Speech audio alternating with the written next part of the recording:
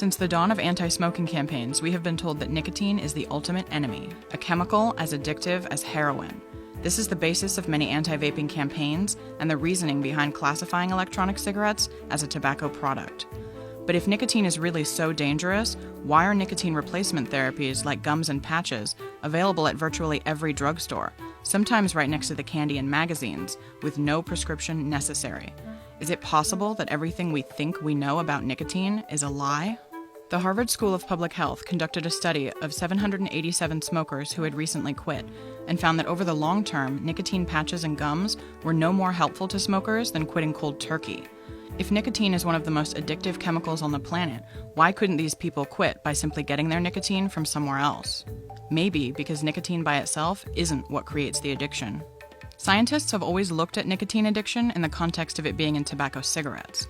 The latest research, however, is beginning to show that nicotine by itself may not be very addictive. Two independent studies, one at the University of California, Irvine, and one in France, both discovered that getting animals addicted to nicotine alone is actually quite difficult, unless the nicotine is mixed with other chemicals found in cigarettes. The combination of nicotine and other chemicals in tobacco cigarette smoke are likely to be what creates the intense addiction. Nicotine alone isn't enough. So if it's not nicotine, then what is it? We know that cigarette smoke generates over 7,000 chemicals, many of which are poisonous and cause cancer. What you may not know is that some of the ingredients also contain MAOIs, chemicals used in some antidepressants. MAOIs in cigarettes cause what is oftentimes referred to as the smoker's high, an increase in serotonin which causes a rush of good feelings and helps stabilize your mood, very similar to the effect many illegal and addictive drugs have on the brain. Now this is when the heroin comparison starts to make sense. So nicotine may not be very addictive by itself, but it can still kill you, right? Highly concentrated nicotine is toxic. However, the amount found in store-bought e-liquids is extremely diluted. Most household cleaners contain ingredients that, when in their pure form, are toxic as well. Additionally, medications approved by the FDA, which are used by millions of people, are also toxic if taken higher than the prescribed dosage. E-liquid and nicotine usage follow the same standards. Anti-vaping campaigns have often suggested that calls to poison control centers have increased significantly as of late due to nicotine's toxic nature, but they fail to tell you how incredibly small those numbers are compared to calls received about normal household items.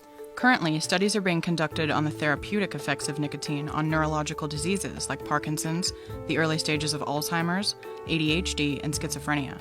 And once again, flying in the face of everything we thought we knew about nicotine, these researchers have not reported signs of nicotine addiction in their patients, and results appear promising in the early stages. We've heard evidence that nicotine itself may not be overtly addictive, and this theory is supported by the evidence that many electronic cigarette users reduce or completely eliminate their nicotine levels over time. Without the chemicals present in tobacco cigarette smoke, the nicotine addiction created by the cocktail of ingredients in tobacco smoke is less intense and therefore easier to reduce with vaping. Many e-cig users were previously unable to quit smoking with nicotine patches or gums, but experience more success with vaping because it closely mimics the habitual and emotional sensations of smoking, and because it's a faster method of nicotine delivery than gums or patches, a key factor in their success rate, according to researchers.